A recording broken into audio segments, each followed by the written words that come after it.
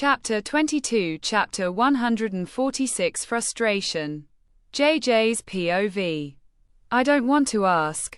I don't even want to. It's a mess, but I really don't want to bring it up. I don't want to talk about the accident, even. Though I'm itching to know the truth. I know some parts, but the whole truth? Not at all. I feel like such a busybody. And quat. We're here, and quat, he said, stopping the car in front of my house. And quat. Shall I pick you up tomorrow, and quat? And quat. Maybe not. CN and I will be together. He still doesn't know, and quat, I explained. And quat. Ah, okay, maybe next time. And quat. I just smiled at him. I was about to open the car door when he suddenly grabbed my arm. And quat.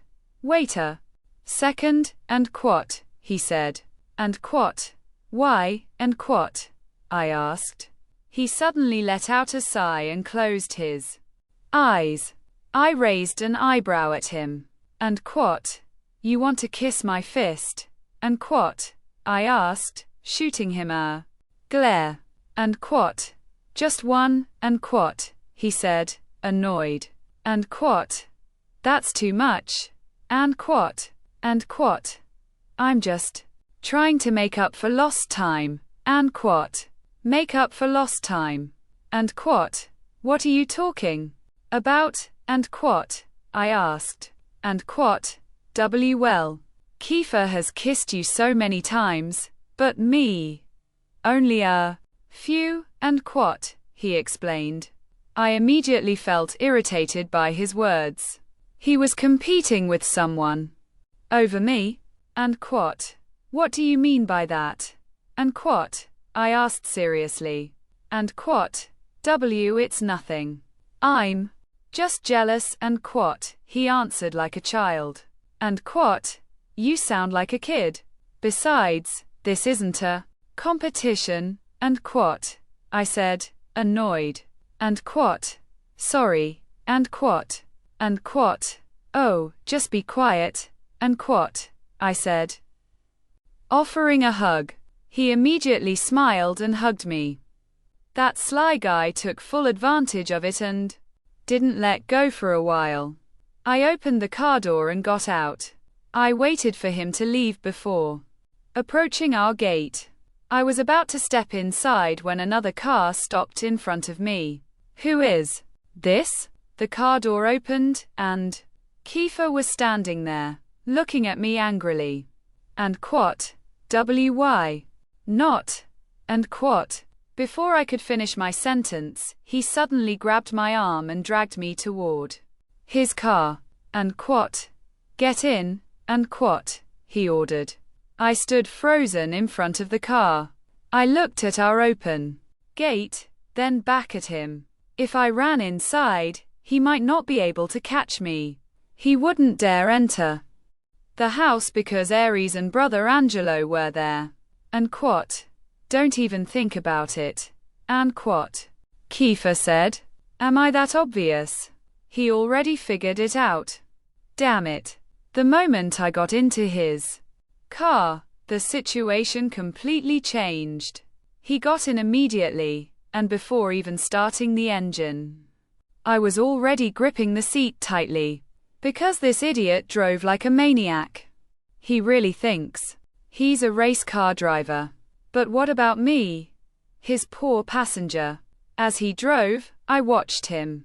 His brows were furrowed, and he looked like he was ready to wage war against the world. And quat?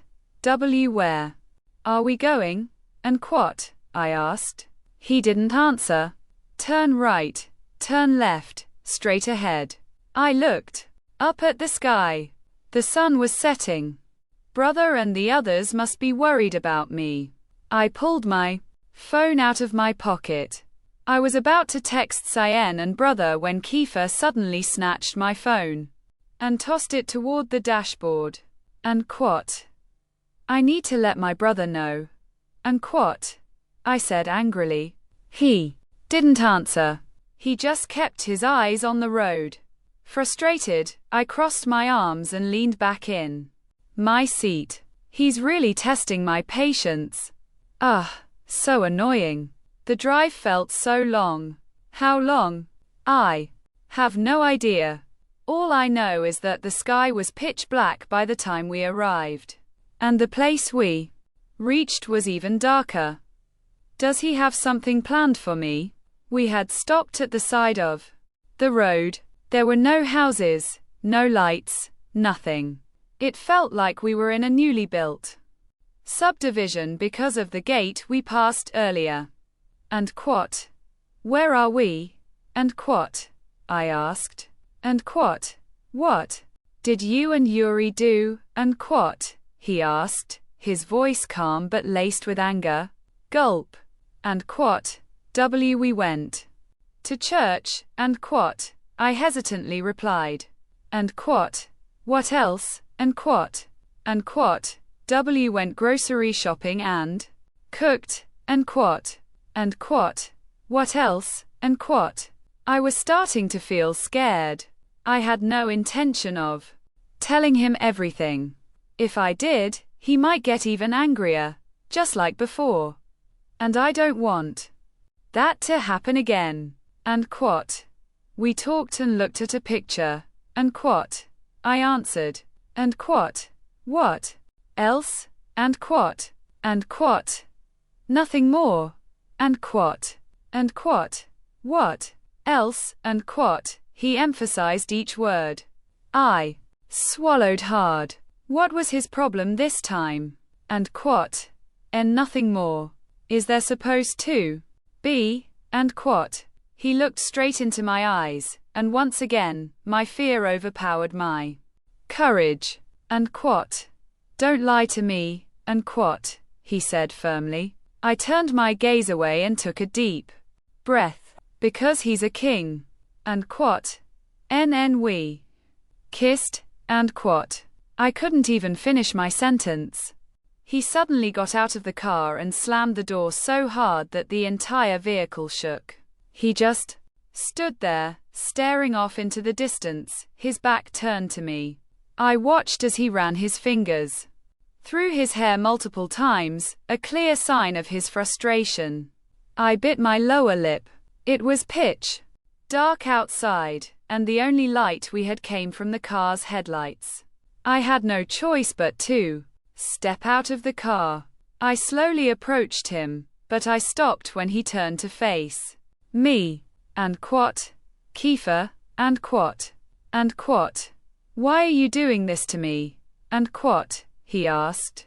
My heart clenched painfully when I saw his eyes, soft, vulnerable. He looked like a completely different person. And what? You're mine. Only mine. Everything about you belongs to me. And what? No, that's not true. And what? No, I'm not. I'm not yours, Kiefer. You don't own me. And what? I said calmly. This had to stop. He needed to stop. We needed to stop. And what? Why? Because you like Yuri. And what? Stop. Rit, please, just stop. And what? Yes.